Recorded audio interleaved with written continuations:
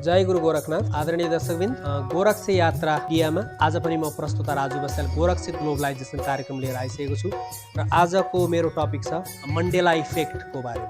What is Mandela effect? यो Mandela effect भनेको चाहिँ के हो भने प्यारलल युनिभर्ससँग अथवा मल्टिपल रियालिटीसँग रिलेटेड कुरा हो यो, हैन। यसमा चाहिँ के हुन्छ भने थुप्रै मान्छेहरूलाई, धेरै मान्छेहरूलाई यो साउथ अफ्रिकाको राष्ट्रपति नेल्सन मण्डेला चाहिँ जेलमा बस्दाखेरि 1980 मै उहाँको मृत्यु भयो भनेर धेरैभन्दा धेरै मान्छेहरूलाई चाहिँ त्यो मेमोरीमा आएको घटना हो मण्डेला इफेक्ट। तर वास्तवमा नेल्सन मण्डेलाको मृत्यु चाहिँ डिसेम्बर 5, 2013 मा भएको थियो। भनेपछि त्यो मृत्यु नहुँदै त्यो हजारौं मानिसहरूलाई सम्भवतः त्यो कसरी उहाँहरूको मेमोरीमा नेल्सन मण्डेला त मरिसके भन्ने इफेक्ट कसरी आयो त भन्दाखेरि चाहिँ यसलाई के भनिन्छ भने मल्टिपल रियालिटी अर्थात् मल्टिपल डाइमेन्सनबाट, प्यारलल युनिभर्सबाट उहाँहरूको मेमोरीमा, उहाँहरूको कग्निसनमा त्यो मेमोरी चाहिँ अथवा त्यो घटनाको मेमोरी चाहिँ स्लिप भयो। त्यसैले उहाँहरू हजारौं मान्छे, एक दुईजनालाई भएको भए त यो हुँदैन थियो, हैन।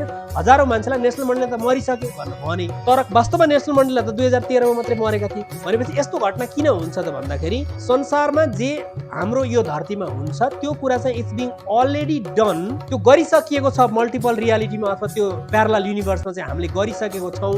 हामी जन्मिनु भन्दा अगाडि नै हाम्रो सोल कन्ट्र्याक्टहरू हुन्छ, हैन। हाम्रो सोल प्रपोजहरू हुन्छ, हैन। प्री बर्थ एग्रिमेन्टहरू हुन्छ अनि त्यो आधारमा हामी चाहिँ एउटा मिसन लिएर धरतीमा आएको हुन्छौँ भन्ने खालको भनाइ छ। त्यसैले यो प्यारलल युनिभर्सको बारेमा र मण्डेला इफेक्टको बारेमा यहाँले अध्ययन गर्नु होला। भविष्यमा थुप्रै यस्ता घटनाहरू हुन सक्ने सम्भावना देखिँदैछ, मण्डेला इफेक्ट जस्तै घटनाहरू। त्यसैले आदरणीय दर्शकबिन, यो आध्यात्मिक जगतको बारेमा, आध्यात्मिक रहस्यहरूको बारेमा यहाँहरूले धेरैभन्दा धेरै सर्च गर्नु हुनुको लागि, अनुसन्धान गर्नु हुनुको लागि मैले अनुरोध गर्न चाहन्छु। नेपालको जय होस्, नेपालीको विजय होस्। धन्यवाद।